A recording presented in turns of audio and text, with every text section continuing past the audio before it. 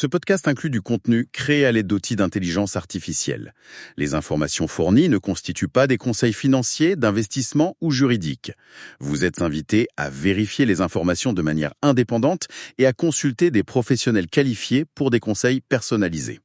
Bienvenue au Luxembourg Funcast. Ce podcast, créé et produit par Bertrand Mariot, avocat à la Cour, a pour mission de vous apporter une information claire, libre et rigoureuse sur la réglementation financière et les fonds d'investissement au Luxembourg.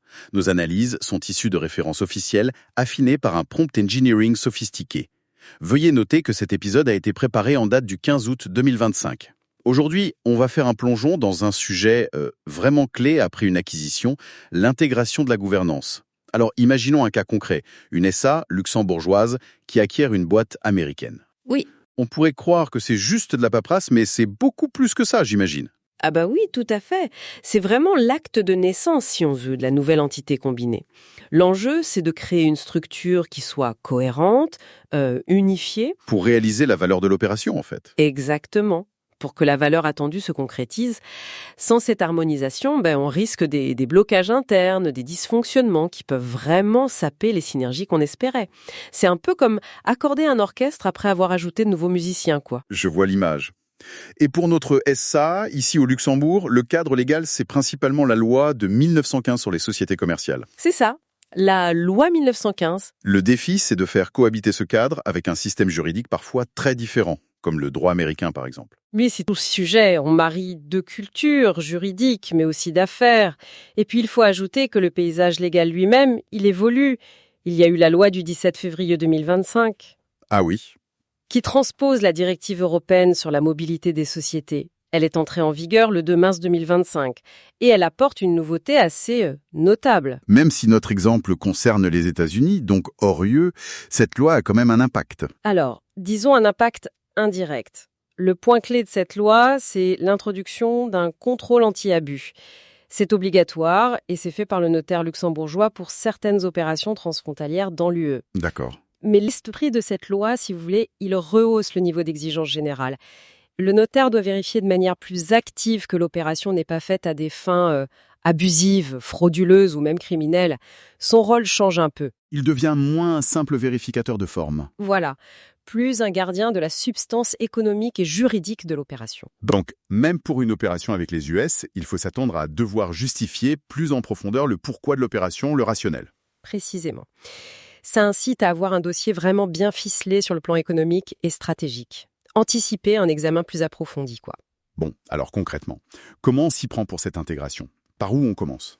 Le passage obligé, vraiment le point de départ, c'est la modification des statuts de la société luxembourgeoise. Et là, la loi est très claire. Seule l'Assemblée générale extraordinaire, l'AG, peut le faire. L'AG. Oui.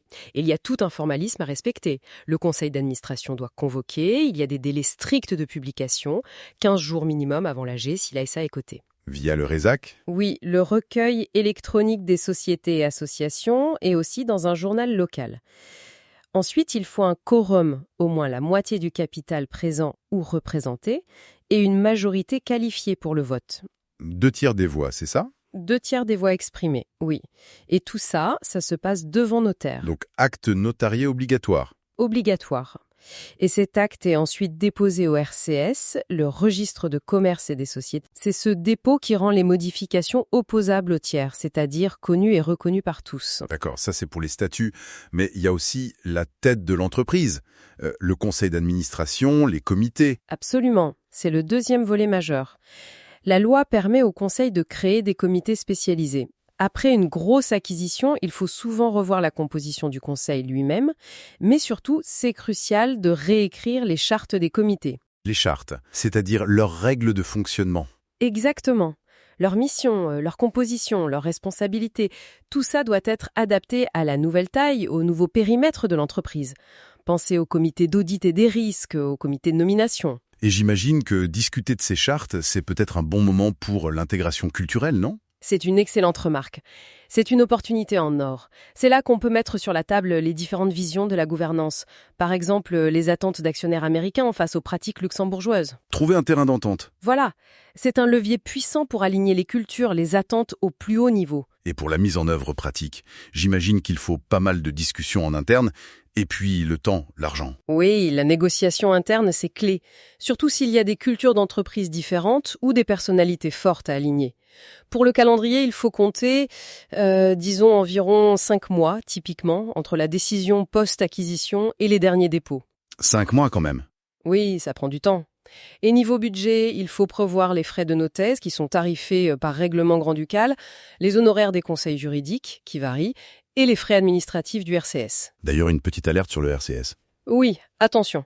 Depuis le 24 mars 2025, les pénalités pour dépôt tardif au RCS ont été sérieusement augmentées. Ça pousse à être vraiment rigoureux sur les délais. Message reçu. En fin de compte, tous cet effort, pourquoi est si stratégique? Parce qu'une intégration de gouvernance qui réussit, c'est un signal très fort, un signal de stabilité et de contrôle envoyé au marché, aux partenaires, aux employés. Ça facilite la réalisation des synergies, ça huile les rouages, et puis une gouvernance solide, claire, bien adaptée, ça devient un vrai plus. Un avantage concurrentiel, hein. Carrément, un unique selling point, un USP pour la nouvelle entité. Ça montre que l'entreprise est bien gérée, bien structurée. Donc si on récapitule rapidement, l'AGE, c'est le passage obligé pour refondre les statuts, avec des règles de procédure très précises. C'est ça. La refonte des chartes du Conseil et des comités, c'est à la fois une nécessité légale et une vraie opportunité stratégique pour l'intégration. Tout à fait. Et ce nouveau contrôle anti-abus, même s'il vise l'UE, il renforce le besoin général de bien justifier les grandes opérations transfrontalières. Exactement. Une gouvernance post-acquisition bien pensée, bien exécutée, c'est vraiment la fondation du succès à venir. D'ailleurs, ça soulève une question intéressante.